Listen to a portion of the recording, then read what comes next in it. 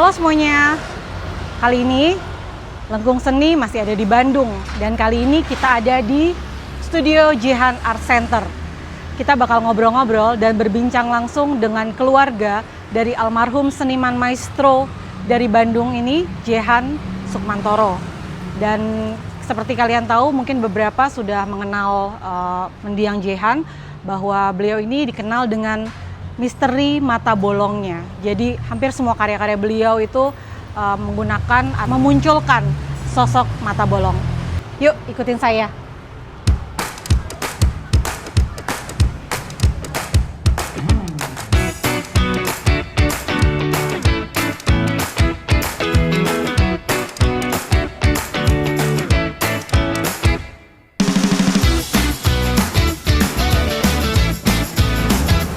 Ayo kita ikutin yuk. Halo Pak Adi, terima kasih sudah menerima kita di sini. Jadi halo semuanya, di sini kita ada di dalam ruangan Studio Jehan Art Center dan saya sudah bersama dengan anak kedua dari mendiang maestro lukis tanah air, Pak Jehan Sukmantoro. Dan di sini kita akan tur sedikit ya, tur sedikit tentang melihat-lihat baik itu artikel maupun karya seni ya dari Pak Jehan. Oke, silakan Pak, bisa dijelaskan kepada pemirsa. Di sini adalah artikel-artikel tentang Pak Jehan ya, dari berbagai media massa ya, media. Oke, jadi di halaman di lantai ini khusus ya untuk artikel ya. Oke. Jadi orang sebelum menikmati karya bisa baca-baca dulu gitu. Iya, bisa mengenal dulu ya siapa sih mendiang Pak Jehan ya. Kemudian ada sejarahnya juga. Sejarahnya ya, pamerannya di mana saja seperti itu ya. Oke. Dan ini juga karya-karya patungnya karya patung Pak ya? Jehan. Oke. Ini terbuat dari perunggu ya, dari Pak? perunggu. Tapi Pak Jehan lebih banyak lukisan atau karya lukisan sih. Kalau ini lebih banyak ke intermezzo. Jadi intermezzo. Jadi kayak bosen lukis berkarya. Kalau ini ruang bertema keluarga. Karena Pak Jehan dikenal sebagai pelukis family man. Jadi banyak di sini model-modelnya adalah anak, istri, cucu. Ya. Termasuk sini bapaknya. Ya Pak ya? Iya betul ini. Oke. Ini adalah anak, istri dan cucu ya? Anak, menantu, dan cucu. Oke. Jadi anak Pak Jehan sendiri ada 7. Ada 7, betul. Tapi 1 meninggal ya Pak ya? Itu yang umur 10 bulan dan kedua ya, Pak Atta yang anak pertama kena anak COVID. Pertama juga. Anak pertama juga sudah meninggal. Dan ini adalah menantu-menantunya dan ini cucu-cucu ya Pak Jehan ya. Oke. Terus ini apa nih Pak? Ini di center of ruangan nih. Ini sebenarnya lukisan pesanan dari satu kolektor. Ya. Jadi bertema tentang tadinya kan mau bikin bulan, Borobudur, dan Bedoyo. Sengaja dibikin Borobudur agak ke atas karena di bawahnya akan dilukis 9 penari Bedoyo. Rencananya ya Pak ya? Rencananya, cuma karena kesehatan tidak memungkinkan akhirnya malah jadi tidak selesai. Jadi ini lukisan tahun 2018 akhir. Oke. Dan mendiang Pak Jehan meninggal di 2019 ya Pak ya? 2019, sakit-sakitan betul. Jadi rencananya akan ada gambar lain ya sebenarnya ya? Ada gambar penari Bedoyo. Jadi ini bisa dibilang satu-satunya karya mendiang Pak Jehan yang tersisa yang belum selesai ya Pak ya? Hanya ini satu ya Pak ya? Oke. Baik, kita ikutin lagi. Ini semua? Ini nih adik saya yang bungsu. Oke. Iya ini. Ini? Kalau ini istri saya dengan anak pertama saya. Oke. Oh ini Pak Jehan sendiri ini ya? Pak Jehan sama ibu setelah selesai berhaji tahun 1999. Oke. 99 ya? Iya. Jadi ini betul-betul ini ruang pribadi ya bisa dibilang ya Pak ya? Ruang keluarga. Jadi ruang keluarga ya, ruang keluarga yang di mana lukisan-lukisannya juga sangat private sekali sebenarnya ya. Betul. Karena objek-objek lukisannya itu ya keluarga sendiri. Keluarga sendiri, seperti itu. Ayo. Termasuk ini juga patung self portrait nih. Oh gitu, Pak ini Pak Jehan ya. Sengaja dibikinnya aut-autan, ide dibikin kayak kasih tempat bertengger gitu. Oke. Ini juga ya Pak masih anak. Ini kalau ini cucu pertama. Oh cucu pertama. Ini adik saya. Oke. Itu ibu Pak Jehan. Oke. Ini ada merchandise juga. Kalau ada yang mau datang ke sini, mungkin mau bawa pulang oleh-oleh bisa di sini. Ya Pak. Ini juga sengaja dibikin tahun 75. Ya. Ini adalah potret dari? Ini bapaknya Pak Jehan. Oke. Sekaligus menjawab pertanyaan kalau orang bilang-bilang, nyata kalau Pak Jehan kok lukisannya flat, matanya hitam, kok kayak kagak bisa ngelukis gitu. Lupa kalau Pak Jehan itu kan dari ITB. ITB kan pasti soal anatomi, warna segala macam dikuasai. Daripada capek ngejelasinnya, udah gua bikin satu lukisan. Orang tahu Bapak gitu. ini ya? Bapaknya ya Pak Jehan.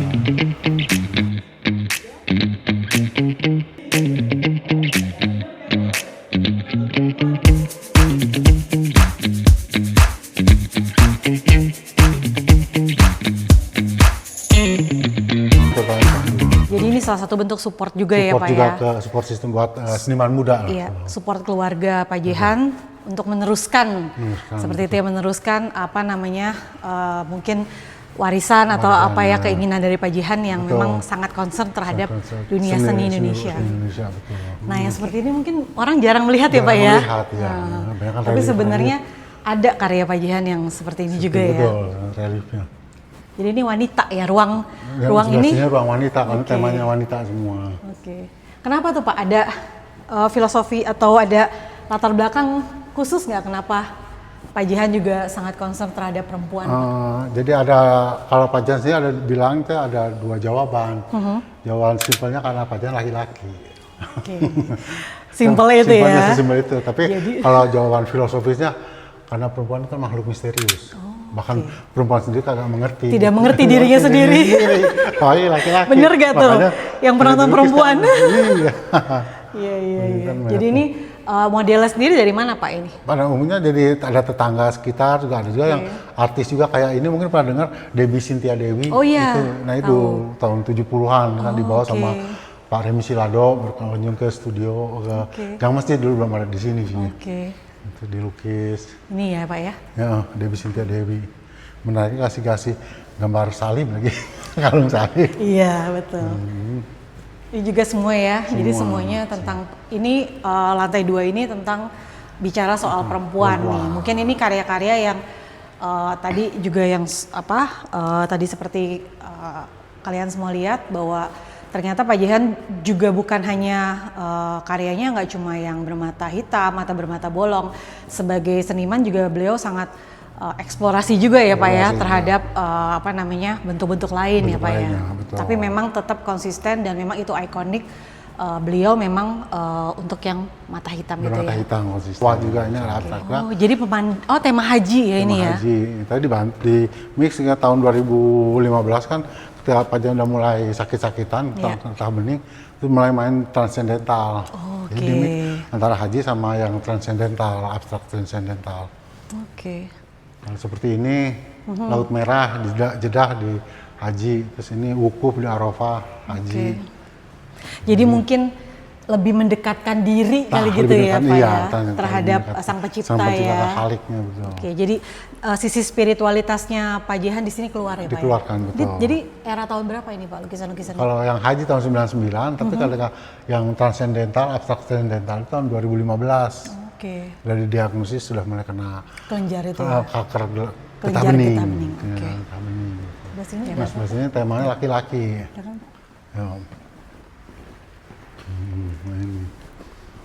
Oke, jadi ternyata nggak ini ya, nggak ini ya, tetap seimbang ya. Juga.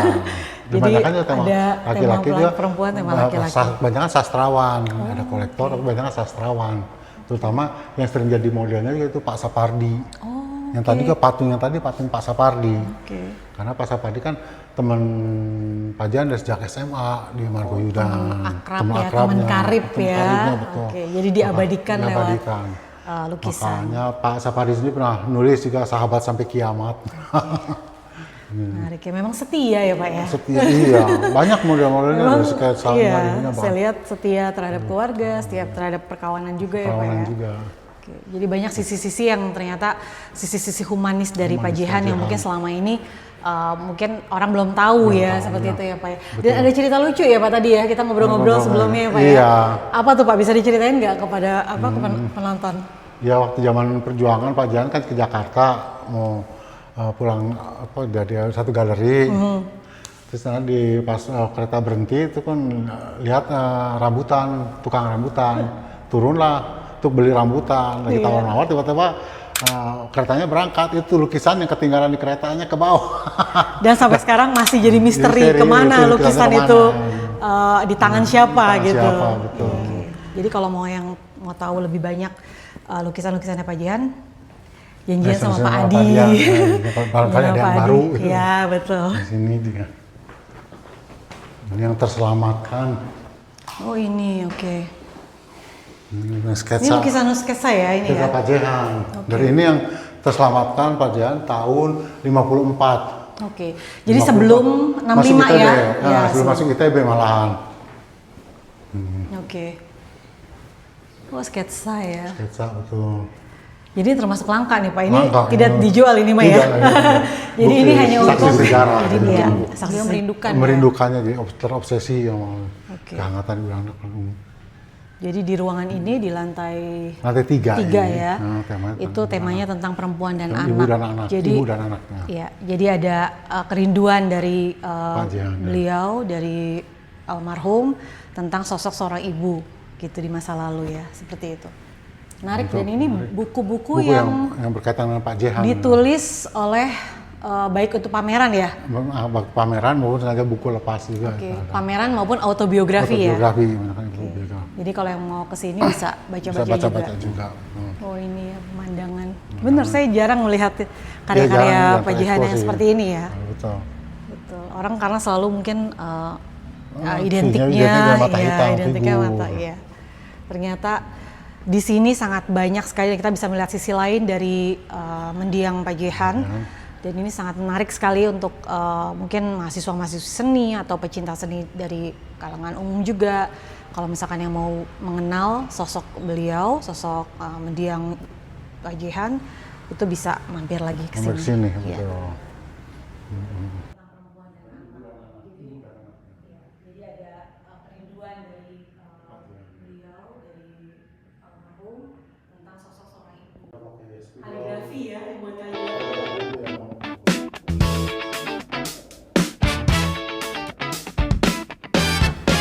Jadi Pak Jihan sebenarnya pelukis yang multi talenta, jadi medianya bukan cuma sebenarnya bukan cukil kayu, cat airnya juga ada. Oh ini lukisan kayu nih. Ini cukil kayu. Cukilan ya jadinya. Cukilan, jadi ini kan di lukisannya di atas triplek ya, kayu triplek, Iya. terus dilukai pakai ada alatnya, Iya. kemudian dikasih Boleh sentuh ya, tinta, Pak, ya? baru ditempelin jadi kayak dicetak gitu. Oke.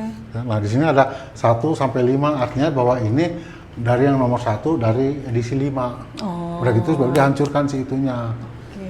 Nah ini waktu itu kan dalam penggalangan dana untuk peluncuran bukunya Pak Sapardi, kumpulan puisinya Pak Sapardi, Before Dawn. Oke. Yang tersisa ini 1 dari 5, 1 dari 5, 1 yang kenangan. Jadi ternyata medianya nggak hanya terbatas lukis Lukis ya aja, Pak ya, cat dan air juga. tapi ternyata ada juga Cukil kayu namanya, cukil woodcut kayu. namanya. Woodcut. Oke. Menarik sih. Ini tahun 78 juga Pak Jan intermezzo dia Tembikar. bikin keramik. Tembikar ya? Tembikar. So, ini Baik Pak Adi, terima kasih banyak sudah Sama-sama. diajak berkeliling dan sudah banyak berbincang-bincang tadi. Mudah-mudahan kedatangan kita hari ini bisa menginspirasi penonton semua, penonton Lengkung Seni ya. Jadi jangan lupa ikutin episode seru berikutnya, dan siapa seniman selanjutnya yang akan kita wawancara, akan kita ajak ngobrol-ngobrol. Tunggu episode selanjutnya. Dah.